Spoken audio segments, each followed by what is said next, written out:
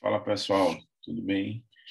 Professor João Neto aqui de volta para dar continuidade aqui ao nosso conteúdo de indústria. Na aula passada eu falei um pouquinho para vocês sobre a definição de indústria, os estágios de produção, falamos sobre artesanato, manufatura e o processo industrial propriamente dito, tá? Falamos um pouquinho sobre as revoluções industriais, primeira, segunda e terceira revolução, e suas características. E hoje a gente vai falar um pouquinho sobre os modelos de produção, tá? A gente costuma dizer que existiram 4 modelos de produção. O primeiro modelo é o Taylorismo, tá? Ele tem como característica principal o maior controle, né, do sistema de produção e não só do controle de qualidade, como também do tempo, tá? Uma outra característica desse modelo é que foi o primeiro modelo a implantar os princípios básicos da administração de empresas, ou seja, dar uma maior organização ao processo, certo? Logo depois, nós tivemos o Fordismo, né?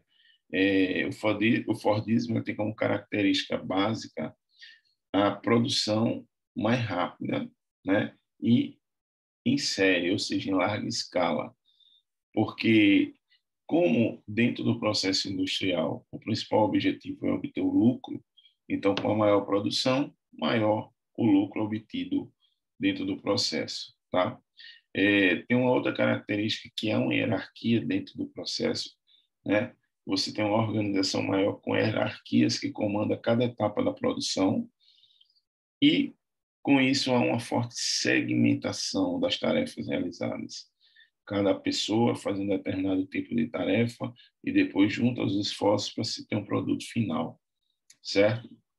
E o Taylorismo, aliás, desculpa, o Toyotismo, que é o terceiro modelo, ele entra num processo, né, num sistema chamado Just-in-Time. O que é isso? Você ter o produto no tempo e na necessidade do cliente, tá? Com isso, é necessário você ter o quê? Um estoque acumulado, você ter o produto à disposição. Ou seja, é nesse modelo que surge a pronta entrega, tá? Hoje, o consumidor, ele não tem muita paciência de esperar. A gente observa muito a questão das compras online. Você compra, demora 10, 15 dias para chegar a determinado produto, enquanto que algumas pessoas não têm esse tipo de paciência de querer ir na loja e comprar e levar logo o produto. Então, o processo produtivo dentro das indústrias também passou por essa revolução, tá? E entre os 3 primeiros, esse é o sistema considerado mais flexível, ok? Por que eu digo entre esses 3 primeiros? Porque logo depois a gente tem deixa eu tentar passar aqui para vocês. A gente vai ter o Volvismo, tá certo? Que ele é conhecido como produção escandinava, tá? Surgiu no norte da Europa e é o modelo com maior flexibilização. Quando eu falo flexibilização em relação ao processo produtivo, tá? Seja no tempo de execução, como na divisão de tarefas, ok? E aí a gente parte para os tipos de indústria. A gente tem vários tipos de classificação de indústrias, mas aqui eu escolhi uma que tenta abordar de forma mais ampla, tá? Então vamos lá, nós temos as indústrias tradicionais, elas são voltadas para o setor primário da economia, ou seja, são aquelas que utilizam produtos retirados de forma direta da natureza, tá? As indústrias de transformação são aquelas indústrias que transformam a matéria-prima em um produto industrializado, né? Exemplo, as siderúrgicas, as mineradoras, tá certo? E as indústrias de bens não duráveis são bens de consumo destinados ao consumidor final, porém são produtos que têm um certo tempo de utilidade menor, tá? Aí a gente dá o exemplo da indústria de alimentos, né? Os alimentos possuem um prazo de validade menor do que os bens duráveis, né? que é, por exemplo, a indústria automotiva, né?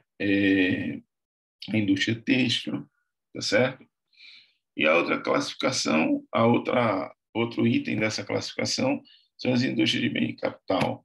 São indústrias que produzem produtos para outras indústrias. Exemplo, as autopeças, que produzem peças para indústrias automotivas, tá? E as indústrias de bem intermediária são aquelas indústrias que nem elas são voltadas direto, não nem são indústria de base e nem indústria de bem de consumo direto, tá? O exemplo maior são as indústrias farmacêuticas. Eu coloquei uma tabelinha aqui para vocês com características e definições e localização para vocês entenderem melhor. Eu quero que vocês depois deem uma lida nesse material, porque esse material é de suma importância, tá? Ele traz aqui as indústrias de transformação, que são divididas entre indústrias de base e intermediárias ou bem de capital, duráveis e não duráveis. Tem a definição de cada uma delas aqui nesse quadrinho, tá? Os exemplos das indústrias, por exemplo, aqui, as indústrias de base, petroquímica, metalúrgica, siderúrgica, de cimento. As indústrias intermediárias ou bem de capital, equipamentos e máquinas, tá? Duráveis e não duráveis. Aqui embaixo tem um termozinho aqui, localização, tá? Onde é a localização mais adequada para cada indústria? A gente vai ver daqui a pouco os principais fatores de localização industrial, tá? Porque assim, quando a indústria ela vai se estabelecer em uma determinada região, a gente tem que ver primeiro, qual é o seu público-alvo, qual é o tipo de produto que você está fazendo. Porque, por exemplo, se é um bem que é feito para o consumo final da população, né, tipo roupas, tipo alimentos, é importante que essa indústria ela fique próxima a um centro urbano, porque toda a sua produção vai ser escoada para as cidades. Então, isso há um custo em relação a tempo e de capital, né, nesse deslocamento. Mas a gente vai ver isso daqui a pouco, tá bom? Dê uma olhadinha nesse quadro aqui para a gente conseguir ter boas informações. Aqui a gente conclui o quadro, né? Ele fala um pouquinho aqui da indústria de construção, que pode ser a indústria de construção civil, naval e extrativa, tá? Eles colocam aqui, foi colocado aqui no material, que a indústria extrativa se difere da indústria do extrativismo vegetal, porque isso é a nossa principal dificuldade na hora de dar uma prova, na hora do Enem, é saber diferenciar quando existe o extrativismo vegetal e a indústria extrativa. Eita, quase não sei agora. Certo, pessoal? Então, vamos lá. Qual é a principal diferença? O extrativismo vegetal, o homem, ele retira, ele coleta da natureza, tá? Alguns objetos ou alguns recursos, tipo a extração de madeira feita pelo homem para o uso de lenha, tá? Isso é um extrativismo vegetal, certo? A partir do momento em que você utiliza uma fonte de energética para poder acontecer esse extrativismo, você usa maquinários, você usa muitos trabalhadores, isso já tem uma conotação diferente, tá? Deixa de ser extrativismo e passa a ser indústria extrativa, ok? Então, vamos lá. Com relação aos fatores de localização, o que você tem que observar na hora de estabelecer uma indústria em determinado lugar? Primeiro, o mercado consumidor, aquilo que eu falei. Se é uma indústria de bens de consumo, é necessário você estar próxima ao seu mercado, tá? Se é uma indústria de base, não há necessidade, porque a indústria de base ela produz ligas metálicas que vão ser direcionadas para outras indústrias. Então, não há essa necessidade. Até não é bom que ela fique próxima às grandes cidades, ok?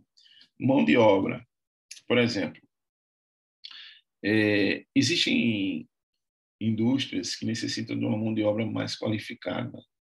Vamos imaginar o seguinte: a indústria aeroespacial, que produz satélites, ônibus espaciais, né, que vão para o espaço. No Brasil, qual seria o local mais adequado para ela se instalar? No Nordeste ou no Sul, Sudeste? Né? Observe o seguinte, que eles vão necessitar de mão de obra muito qualificada. Então, você precisa estar próximo das principais universidades, dos principais centros formadores de pesquisadores e de trabalhadores qualificados. Então, seria muito ruim para eles estarem no Nordeste, porque iam ter que gastar muito mais com salários, com deslocamento desse tipo de profissionais. Tá? Então, a mão de obra ela é muito importante na análise, porque dependendo do tipo de indústria, você vai precisar de uma mão de obra qualificada ou quantidade de mão de obra, tá certo? Fontes de energia. Gente, já fui falado aqui para vocês que a indústria nada mais é do que uma transformação, né, de um produto. Você pega uma matéria-prima e transforma ele em um produto final industrializado. E essa transformação há necessidade de uma fonte de energia, né? Muitas vezes você pode utilizar como fonte de energia o carvão, você pode utilizar o petróleo e até energia nuclear. Então, dependendo do tipo de produto, você precisa estar próximo e ter em quantidade necessária a fonte de energia que você vai utilizar, tá bom? A matéria-prima. A matéria-prima é a base da produção industrial.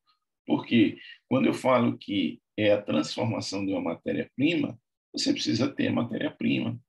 Então, o tipo de indústria que vai se estabelecer no lugar, ele precisa também estar próximo à área fornecedora de matéria-prima, porque caso contrário, você vai ter um custo maior para trazer essa matéria-prima e um tempo para que ela chegue. Isso pode, em determinados momentos, prejudicar o andamento da produção, né? E ainda se necessário que você tenha um local para armazenar em quantidade para que isso não aconteça, tá certo?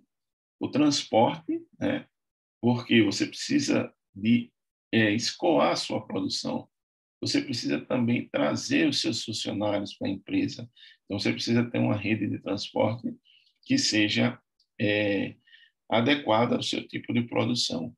E, por último, né, as comunicações, porque hoje em dia você não pode estar ausente sem se comunicar e sem receber informação, né?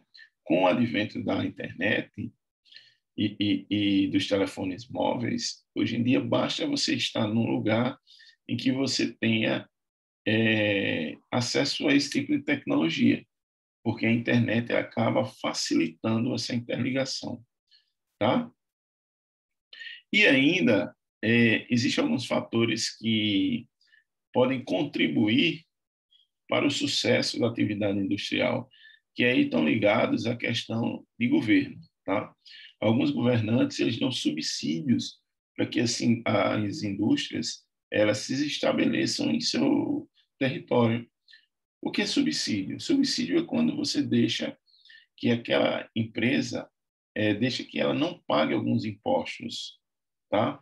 Ou ainda às vezes você oferece o terreno para que ela se estabeleça, que seria um custo a mais que ela teria, ela não vai ter. E por que os governos fazem isso? Porque é interessante para os governos terem aquela indústria ali, porque ela vai oferecer empregos, né? São empregos diretos, aquelas pessoas que trabalham diretamente dentro da indústria, da empresa, e empregos indiretos, são aqueles que vão ganhar devido à presença da indústria. Por exemplo, o cara da van que vai fazer o transporte dos funcionários, o cara que vai fornecer uma alimentação para os funcionários daquela indústria. Então, não são funcionários diretos, mas que acabam se beneficiando com a presença da indústria, da empresa em determinado lugar. Tá? Outra coisa que se observa também é a questão da legislação. A legislação, tanto trabalhista como ambiental. tá? Porque você precisa, no caso do Brasil, a trabalhista ela não influencia muito, porque é uma lei nacional. Então, qualquer lugar você está submetido a essa legislação. E ambiental, porque dependendo do processo, né, você precisa ter algumas aprovações do Instituto de Meio Ambiente, das secretarias municipais e estaduais de meio ambiente, para que você possa funcionar, né? Para que sejam estabelecidas regras, para que você não agrida ou não prejudique o meio ambiente, tá? E também a questão das condições naturais, né? Seja ela de chuva, se chove muito, se chove pouco, se vai ter água, se não vai ter água, se o clima é quente, se é frio, tá? Se é muito seco. Então, tudo isso é analisado, né, na hora de se estabelecer, né, determinado tipo de indústria. Ok, pessoal? Então, basicamente, os fatores de localização são esses que eu citei para vocês, tá bom? Com relação à parte final do nosso material, ele meio que repete aqui um pouco o que eu já falei, tá certo? Sobre a divisão de setores industriais. E aí ele traz aqui ó, as indústrias de base, indústria de bens intermediários e os exemplos, tá? E indústria de bens avançados. Eu coloquei aqui no material para vocês os exemplos, mas é meio que repetindo o que eu já tinha falado. Ok, pessoal? Com isso a gente termina a aula de hoje. Um abraço para vocês e até a próxima.